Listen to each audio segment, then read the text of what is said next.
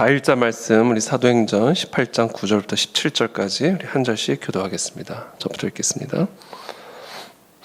밤에 주께서 환상 가운데 바울에게 말씀하시되 두려워하지 말며 침묵하지 말고 말하라.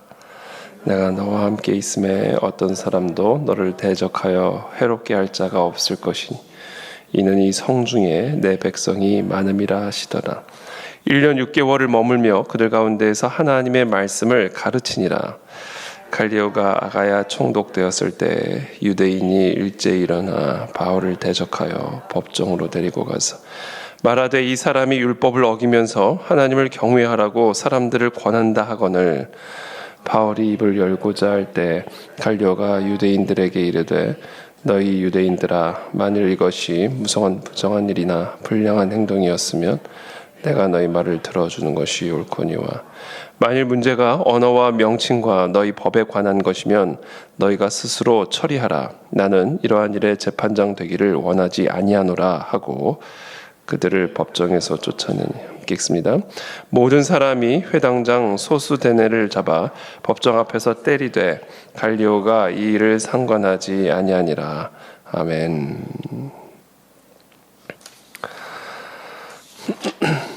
사도 바울이 이제 고린도에 이제 도착을 하죠. 아테네를 떠나서 이제 고린도에 도착을 하게 되고 거기서 이제 아굴라 그리고 브리스길라 부부를 이제 만나게 됩니다.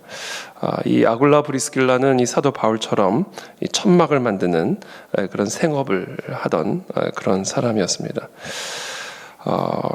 그런 가운데 사도 바울은 계속해서 생업으로 천막을 만드는 일을 하면서 생업과 본업이 달랐죠. 사도 바울은 이 본업은 복음을 전하는 일이었습니다. 여러분 우리 이 생업과 본업 이것의 분명한 구분이 우리의 삶에 있어야 합니다. 생업과 본업, 생업은 사람들마다 다 다르죠. 생업은 사람들마다 다 다릅니다. 그러나 본업은 우리 모든 그리스도인들에게 주어진 본업은 동일합니다. 먹든지 마시든지 무슨 일을 하든지 우리는 다 하나님의 영광이 되어진 예수 그리스도의 복음을 증언하는 일을 위해서 살아가는 것이죠. 여러분, 저와 여러분들의 이 본업을 잊지 않게 되기를 축복합니다. 생업이 본업이 되지 않게 되기를 축복합니다. 생업은 본업을 위해 존재하는 것입니다. 우리가 사는 이유는 우리의 삶에 주어진 본업은 바로 예수 그리스도의 복음을 증언하는 증인된 삶, 이것이 저와 여러분들의 본업입니다. 그와 같은 본업을 위해 우리가 살아갈 때 이 모든 것들은 따라온다. 예수님의 가르침이죠. 먼저 너희는 그의 나라와 그의 의를 구하라. 그리하면 이 모든 것을 너희에게 더하시리라.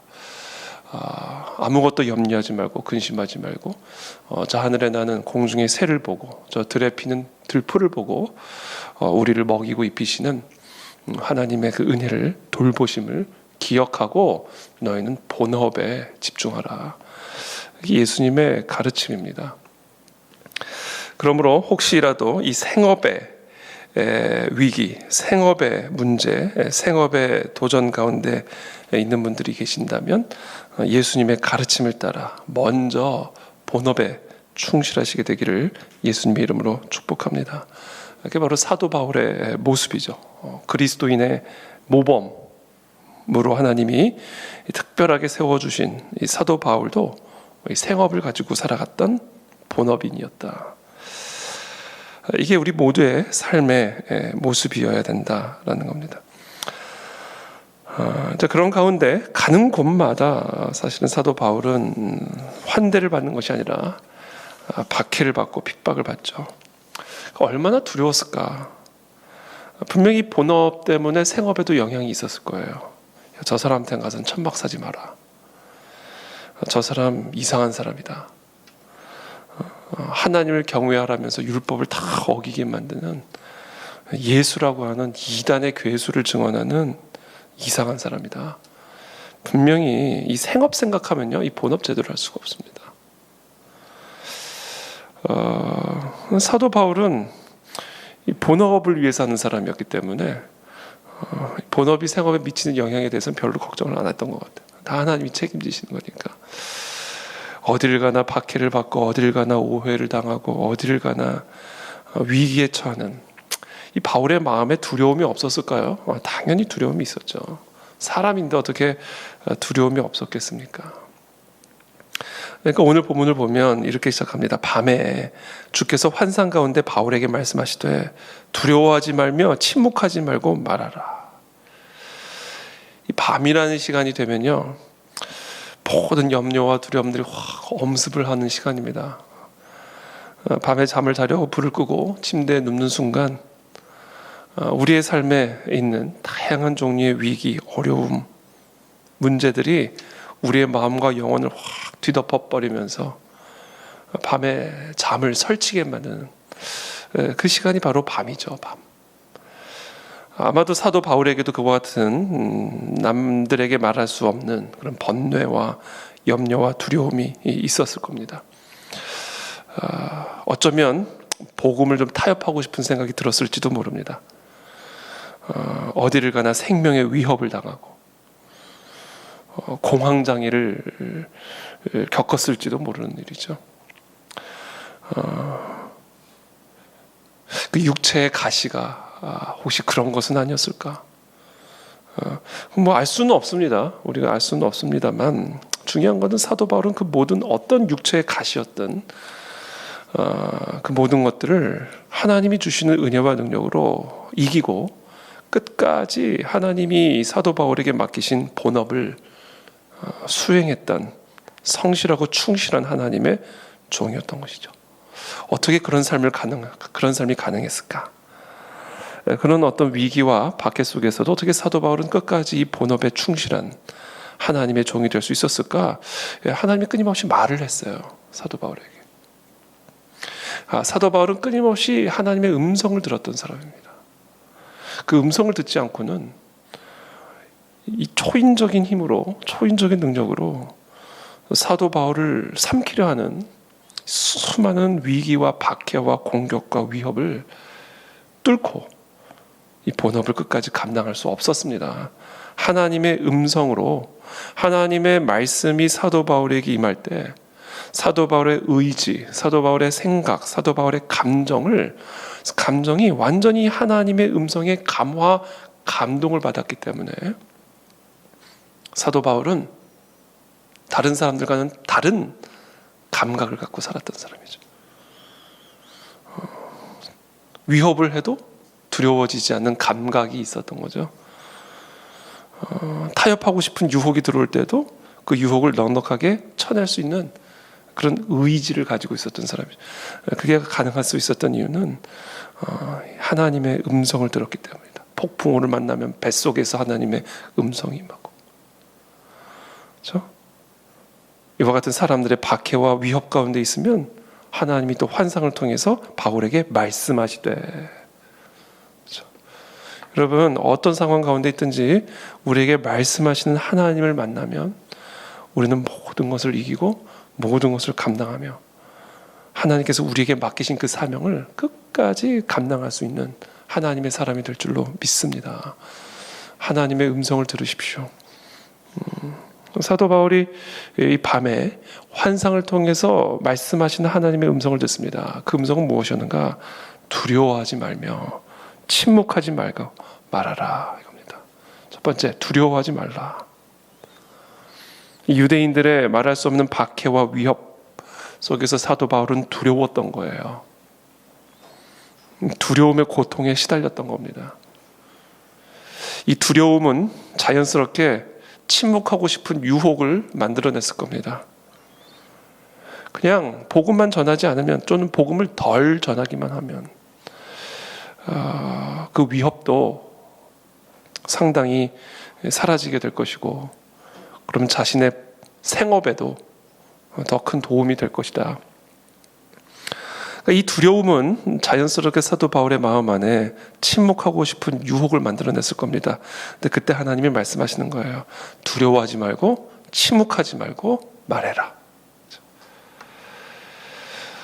이게 얼마나 큰 위로가 되고 힘이 됐을까. 저는 오늘 이 말씀이 저에게 너무, 오늘 이 바울에게 하신 말씀을 오늘 저에게 말씀하셨어요. 성령께서 오늘 제게 하신 말씀입니다. 10절에 내가 너와 함께 있음에 어떤 사람도 너를 대적하여 해롭게 할 자가 없을 것이니 이는 이 성중에 내 백성이 많음이라 하시더라. 네 편이 많다. 내 편이 많다. 어디를 가나 내 편과 네 편이 많으니까 모든 사람들이 다 너의 적이라고 생각하지 말고 담대하게 내가 너에게 명한 그 본업, 그 사명을 두려워하지 말고 침묵하지 말고 지켜 행하라, 말하라. 이렇게 하나님이 사도 바울에게 위로해 주시는 겁니다. 이거는 오늘 아침 저에게도 너무나 큰 위로가 됐고요. 이 사도 바울에게 얼마나 큰 위로가 됐을까. 저는 이 말씀이 저 여러분들 모두에게 엄청난 큰 위로가 되시기를 축복합니다. 하십시오. 하나님이 말씀한 대로 하십시오. 두려워하지 마시고 침묵하지 마시고 하나님이 하라는 대로만 하십시오. 하나님이 우리와 함께하고 계시고 그 어떤 것도 어떤 사람도 어떤 문제도 결코 우리를 대적하여 해롭게 할 수가 없을 것입니다. 하나님의 사명을 감당하는 자 하나님이 다 책임지십니다. 본업을 위해 살아가는 사람 하나님의 우리를 위한 생업을 다 책임지십니다. 그러므로 우리의 생명을 위해 사명을 포기하는 것, 이 사람보다 더 어리석은 사람은 없다. 생업을 위해 본업을 포기하는 사람, 이런 사람처럼 어리석은 사람은 없다. 본업을 위해 사는 사람, 사명을 위해 사는 사람, 하나님은 그와 같은 사람과 함께 하셔서 어떤 사람도 어떤 문제도 어떤 것도 우리를 대적하여 해롭게 할 수가 없을 것입니다. 그러므로 하나님의 명령과 사명을 따라 달려나가는 저와 여러분들이 되시기를 예수님의 이름으로 축복합니다. 이 사도 바울은 고린도에 머물면서 1년 6개월을 머물면서 11절에 보면 그들 가운데에서 하나님의 말씀을 가르치니라. 그렇죠? 이 환상 가운데 하나님이 사도 바울에게 주신 이 말씀을 따라 1년 6개월을 그곳에서 머물며 하나님의 말씀을 두려워하지 말고 침묵하지 않고 말하기 시작했습니다. 사도 바울이 이 1년 6개월 동안 고린도에 머물면서 선포한, 말한, 침묵하지 않은 하나님의 말씀, 이 하나님의 말씀은 무엇일까? 첫 번째는 복음이죠. 예수는 그리스도다. 하나님의 말씀에 붙잡혀 예수는 그리스도다 전했다. 이게 사도행전의 기록이죠. 하나님의 말씀에 붙잡혀 하나님의 말씀에 우리가 붙잡히면요, 우리 입에서 나오는 말은 하나예요. 예수는 그리스도다. 왜냐하면 하나님의 말씀은 예수가 그리스도에 관한 책이기 때문입니다. 예수가 그리스도가 아니셨다면요, 우리는 영원히 저주에 있고 영원히 사망에 들어갈 수밖에 없는 저주받은 인생이에요. 그래서 우리가 생업으로, 본업으로 여기고 우리의 사명으로 여기고 자나깨나 하나님의 말씀에 붙잡혀 전해야 할 하나님의 말씀은 예수는 그리스도다. 우리가 이 하나님의 말씀에 붙잡혀 우리가 날마다 기억하고 살아가야 할 진리의 진리, 생명의 생명은 예수는 그리스도시다. 모든 저주를 끊어내셨고 우리의 모든 죄를 다 대속하셔서 우리를 하나님의 자녀가 되는 권세를 얻게 하셨다. 이것이 우리는 날마다 우리를 붙잡아야 할 진리임을 여러분 기억하시길 축복합니다. 그 진리를 붙잡으십시오. 거기서 모든 생명이 나오고 소망이 나오고 위로가 나옵니다. 우리가 어떤 위기와 어떤 고통 가운데 처해 있든지 예수는 그리스도시다. 그리스도가 우리의 모든 질병을 감당하셨고 예수 그리스도가 우리의 모든 가난을 감당하셨고 예수 그리스도가 우리의 모든 삶의 저주를 감당하셨기 때문에 비록 여전히 우리의 삶에 질병이 있고 가난이 있고 다양한 형태의 원죄로 인한 원저주가 우리의 삶에 여전히 흔적들이 남아있을지라도 여러분, 예수는 그리스도이심을 붙잡으십시오. 그때 그 모든 것은 힘을 잃어버리게 될 것이고 그림자처럼 모양은 있으나 능력은 없는 하나님이 이미 모든 것을 끊으셨고 해결하셨음을 반드시 체험하고 승리하는 저와 여러분들의 삶이 되실 줄을 예수님의 이름으로 축복하고 또 믿습니다. 그래서 복음이에요, 복음. 근데 여러분, 이 복음이라고 하는 것은 예수는 그리스도시다 라고 하는 이 메시지가 다가 아닙니다. 거기서부터 파생되는 또 다른 메시지가 있어요. 그건 바로 실천적인 복음에 관한 메시지입니다. 자, 예수는 그리스도시다. 이게 하나님의 말씀의 전부입니다. 자, 그 복음을 전할 땐 그 복음이 다가 아니라 그 복음으로 말미암는 실천적 메시지가 있어요. 그게 이제 우리가 이번 주일부터 함께 나누게 될 이제 로마서 12장부터의 내용입니다. 그러니까 로마서를 보면 로마서 1장부터 11장까지는 이 복음에 대해서 이야기를 했어요. 사도 바울이 처음부터 끝까지 1장부터 11장까지는 복음이 뭐냐, 그리고 이 복음으로 인하여 이 유대인과 이방인에게 일어난 놀라운 구원의 역사가 무엇인지에 대해서 쭉 사도 바울은 11장까지 설명을 합니다. 그리고는 12장부터 그러므로 자, 복음이 무엇인가를 알았다면 이제 나는 지금까지 복음이 무엇인가를 설명했으므로 이제 내가 너희에게 권하노니, 이거예요. 그건 뭐냐? 너희 몸을 하나님이 기뻐하시는 거룩한 산 제물로 드리라. 이는 너희가 드릴 영적 예배니라. 이거예요. 몸으로 드리는 예배에 관한 메시지가 있습니다. 복음에 합당한 삶에 관한 메시지가 있다는 거예요. 그러니까 우리는 그리스도의 복음을 전할 뿐만 아니라 동시에 복음으로 인한 실천적 메시지를 함께 침묵하지 말고 두려워하지 말고 선포해야 합니다. 그러면서 사도 바울이 이야기를 하죠. 너희는 이 세대를 본받지 말고, 로마서 12장 2절입니다. 이 세대를 본받지 말고 오직 마음을 새롭게 함으로 변화를 받아. 어떻게 해요? 복음으로 말미암아 너희의 마음을 새롭게 함으로 변화를 받아. 이제 무엇을 행해야 하는가? 하나님의 선하시고 기뻐하시고 온전하신 뜻이 무엇인지를 분별하도록 하라. 이 세상을 본받지 말고 이 세대를 분별하여 하나님의 선하시고 기뻐하시고 온전하신 뜻을 행하는, 그 뜻에 너희의 몸을 산 제물로 드리는 영적 예배를 살아야 된다. 이 실천적 복음의 메시지.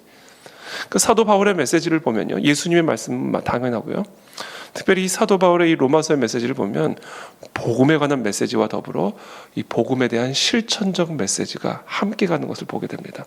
이것이 교회가, 이 땅의 모든 그리스도인들이 본업으로 삼고 외쳐야 할 메시지입니다.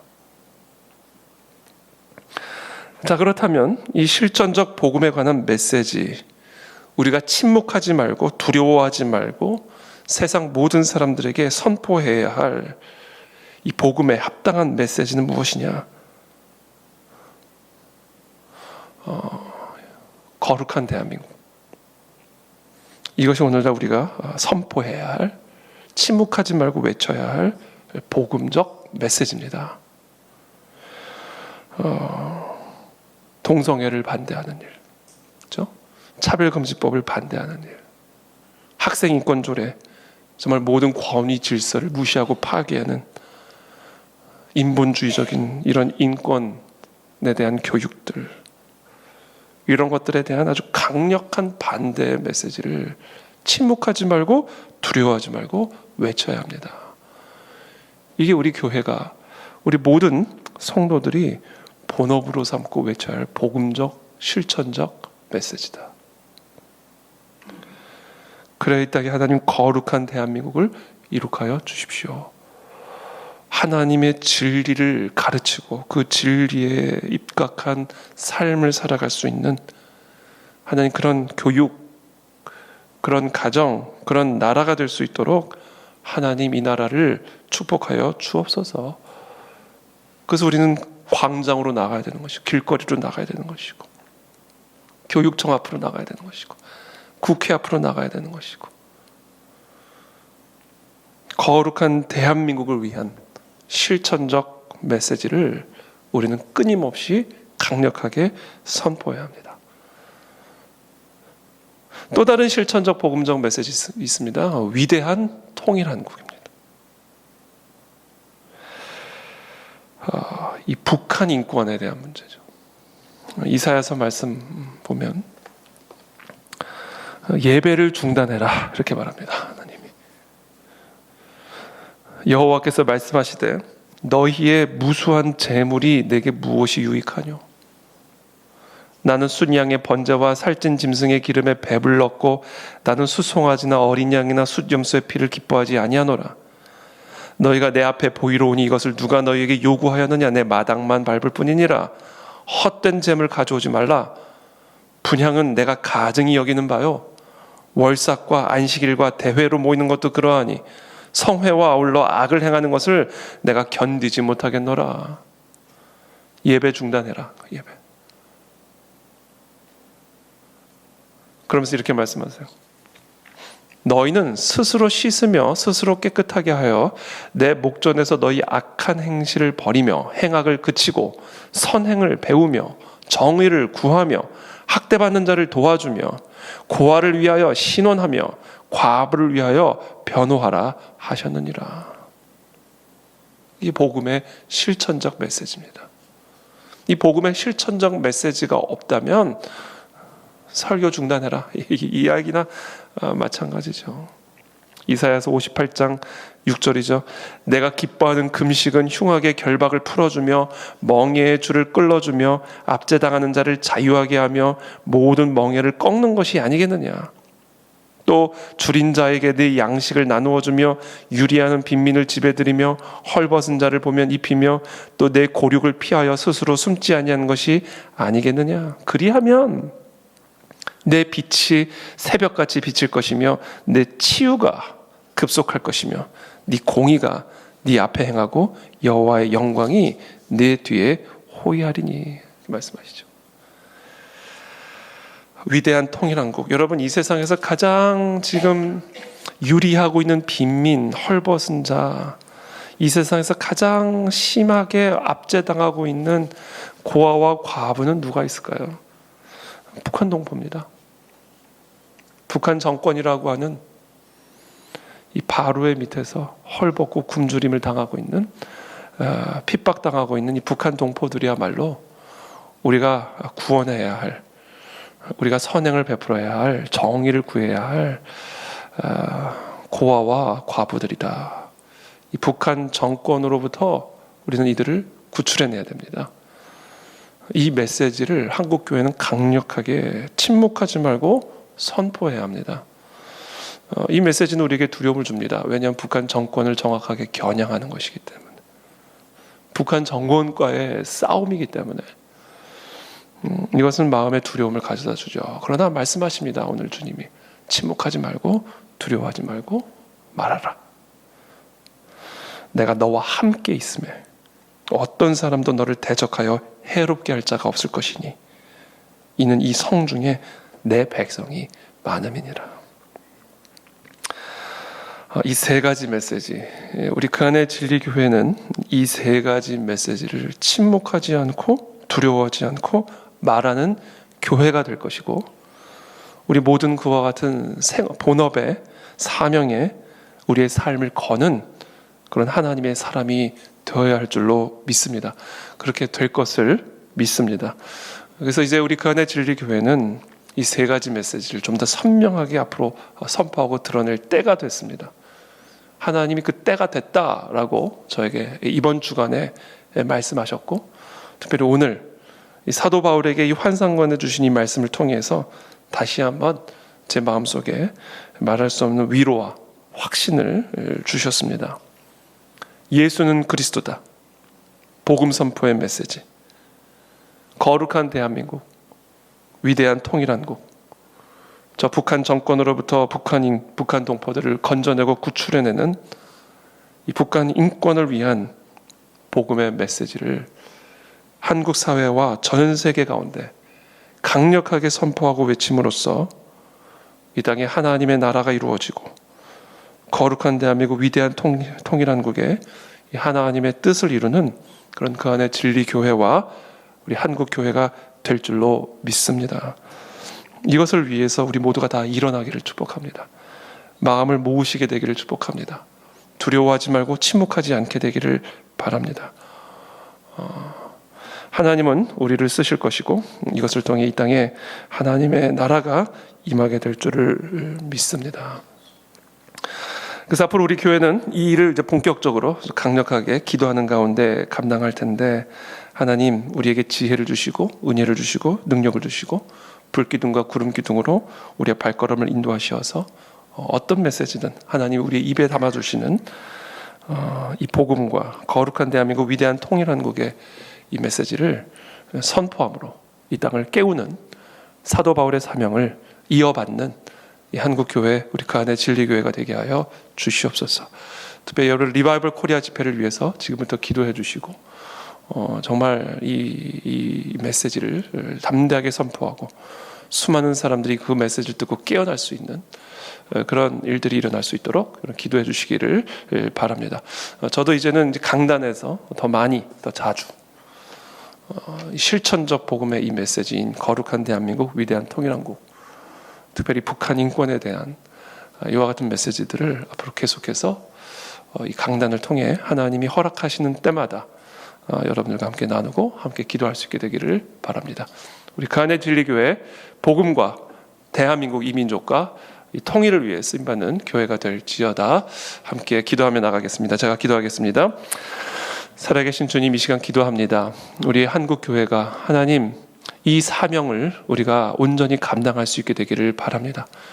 예수는 그리스도시요 살아계신 하나님의 아들이심을 선포하고 이 대한민국을 향한 하나님의 사명을 선포함으로 거룩한 대한민국 위대한 통일한국의 메시지를 통하여 이 땅에 하나님의 나라와 뜻이 이루어지는 그런 놀라운 부흥을 우리 모두가 목도할 수 있도록 한국교회와 특별히 그 안에 진리교회를 사용하여 주시옵소서.